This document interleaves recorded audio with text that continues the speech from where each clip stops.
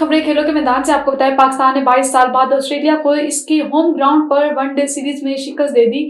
पाकिस्तान और ऑस्ट्रेलिया के दरमियान एक रोजा मैचेस की सीरीज का फैसलाकुन मैच खेला गया, जहां पाकिस्तानी बॉलर्स ने शानदार कारकर्दगी का मुजाहरा करते हुए 31वें ओवर की आखिरी गेंद पर मेजबान टीम को 140 रन पर ढेर कर दिया। पाकिस्तान ने 141 रन का हदफ 27वें ओवर में हासिल कर लिया। कप्तान मोहम्मद रिजवान ने 30 और बाबर आजम ने 28 रन की नाकाबिले शिकस्त इनिंग खेली।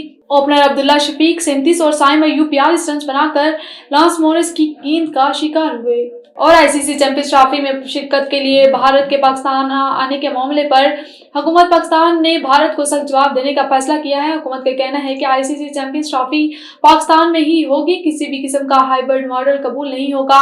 अगर भारत चैंपियंस ट्रॉफी के लिए पाकिस्तान नहीं आता तो T20 वर्ल्ड कप 2026 समेत तमाम इवेंट्स में पाकिस्तान शिरकत नहीं करेगा। आईसीसी चैंपियंस ट्रॉफी के लिए पाकिस्तान ने तमाम तैयारियां मुकम्मल कर ली। सारी टीमें पहले पाकिस्तान आ चुकी, अब भी आने को तैयार है, तो भारत क्यों नहीं आएगा। और पाकिस्तान स्नूकर प्लेयर मोहम्मद आसिफ तीसरी बार वर्ल्ड चैंपियनशिप जीतकर वतन वापस पहुंच गए। कराची एयरपोर्ट पहुंचने पर स्नूकर चैंपियन मोहम्मद आसिफ का शानदार इस्तकबाल किया। मोहम्मद आसिफ ने पहली बार बल्गेरिया, दूसरी बार तुर्की और अब तीसरी बार कतर में मुनकिदा स्नूकर फाइनल में ईरानी खिलाड़ी को शिकस्त दी। एयरपोर्ट में मीडिया से बात करते हुए मोहम्मद आसिफ का कहना था कि अगली मरतबा भी अपने मुल्क के लिए टाइटल जीतूंगा। हुकूमती सतह पर स्नूकर के खेल को भी फरोग देने की जरूरत है। अपने मुल्क के लिए चैंपियन बनना मेरे लिए बड़ा एहसास है।